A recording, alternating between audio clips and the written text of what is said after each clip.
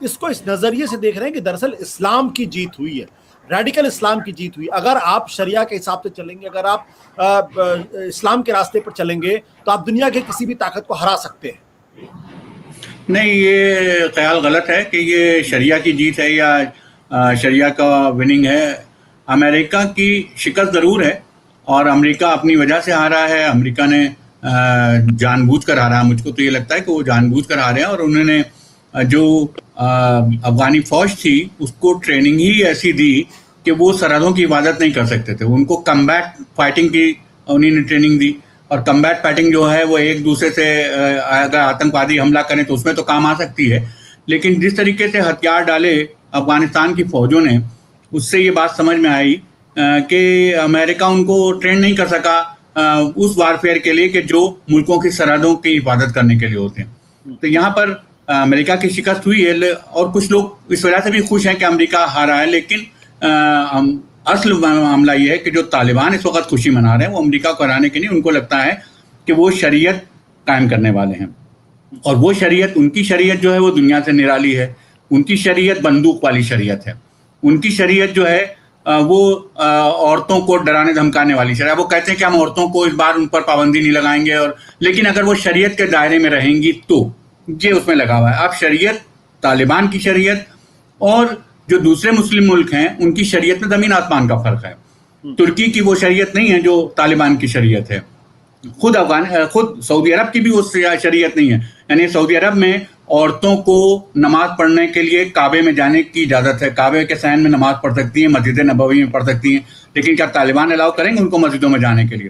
تو وہ ان کی شریعت بھی اتنی خطرناک ہے جس کو وہ شریعت سمجھتے ہیں. شریعت اسلام کی بے انتہا بہتر شریعت ہے جس سے آدمی زندگی گزار سکتا ہے. لیکن جو طالبان کی شریعت ہے جس کو وہ اسلامی شریعت سمجھتے ہیں, وہ اسلامی شریعت نہیں ہے, بلکہ وہ ان کی بنائی ہوئی اور کچھ ان کے علماء کی گڑھی ہوئی شریعت ہے کہ جس کے اوپر وہ عمل کرنے کی بات کرتے ہیں اور جس کے سہارے سے وہ ابھرنے کی کوشش کر رہے ہیں. یہ دنیا کے دوسرے ملکوں کو, اسلامک ملکوں کو کیسے پربھاوت کریں گے طالبان سے پربھاوت ہونے والے نہیں لگ رہا ہے مجھ کو کہ مسلم ممالک پربھاوت ہوں گے. ایسا نہیں لگتا کہ وہ لوگ پربھاوت ہوں گے. اور ابھی تک بہت زیادہ جو جن کے وہ قریب تھے پہلے جب آپ آئے ہیں وہ لوگ, تو آپ کو معلوم ہے کہ سعودی عرب کا ہاتھ تھا ان کے سر پر.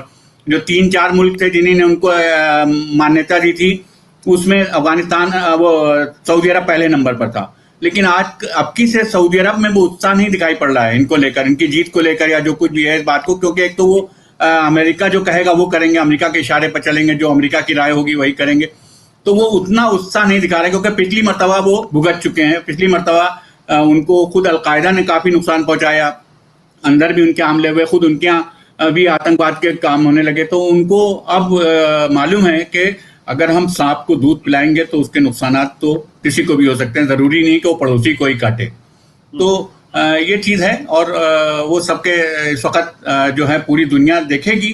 اب دیکھیے جو کچھ بھی طے ہوگا وہ امریکہ کے ساتھ تعلقات کے حساب سے ہی لوگ طے کریں گے, جتنے بھی ملک ہیں, یا کہ ان کو انٹرنیشنل کمیونٹی ان کو مانیتا دیتی ہے کہ نہیں, اسی کے حساب سے ہوگا مجھے تو لگتا ہے. بٹ شکیل صاحب یہ تو بات آپ وہ کریں جو اسٹیٹ ایکٹرز ہیں, جو نان اسٹیٹ ایکٹرز ہیں, جو کنزرویٹو فورسز ہے, جو فینیٹک فورسز ہے, جو کٹر پنتھی طاقتیں ہیں, ان کو تو اس سے بہت طاقت ملے گی. آپ کو کیا لگتا ہے؟ بالکل, کٹر پنتھی طاقتوں کو بہت ملی ہے, اور جہاں جہاں ہیں وہ خوش ہو رہے ہیں.